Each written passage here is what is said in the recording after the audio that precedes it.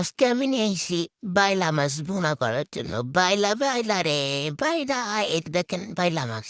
আর করার মধ্যে দিয়ে দিচ্ছি আমি তেল গরম হওয়ার জন্যে।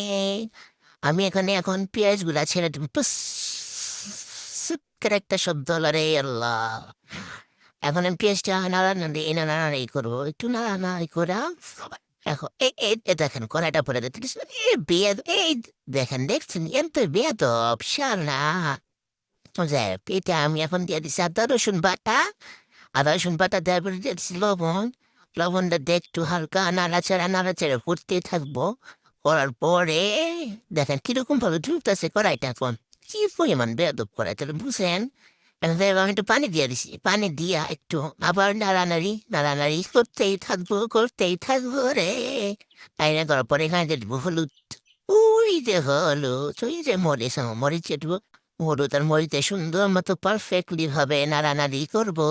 করার পরে এখানে আমি ঢাইকা দিব একটু। ঢাইকা দিয়ে আমি একটু চুপ, কথা বলতে ভাল লাগে না, যাই হোক ঢাইকা দেওয়ার থেকে আবার করবো, ঢাকনাটা এখন তুলমু। তুইলা দেখমু কিরকম অবস্থা। দেখতেছি বলক চলে আসছে, একদম ফুসে গেছে মশলা। আবার একটু লাড়ালাড়ি করে আমি মাছটা দিয়ে দিলাম।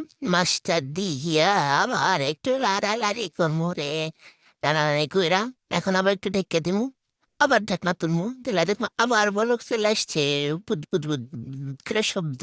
দেখেন টিম করে আগুন চলে হয় বলেন, চুলাটার মধ্যে খড়ি দালে আরো মনে হয়। যাই হোক, একটু পরে দেখলাম সুন্দরভাবে কষা টষা গেছে গা। এখন আমি একটু ঝুলের জন্য পানি দিয়ে দেবো, ঝুলের জন্য পানি।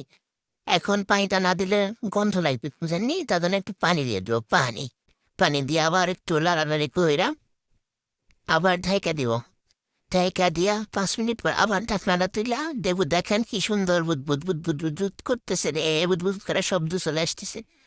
যাই হোক, আমি শব্দটা দিইনি, শব্দটা আমি স্কিপ করছি।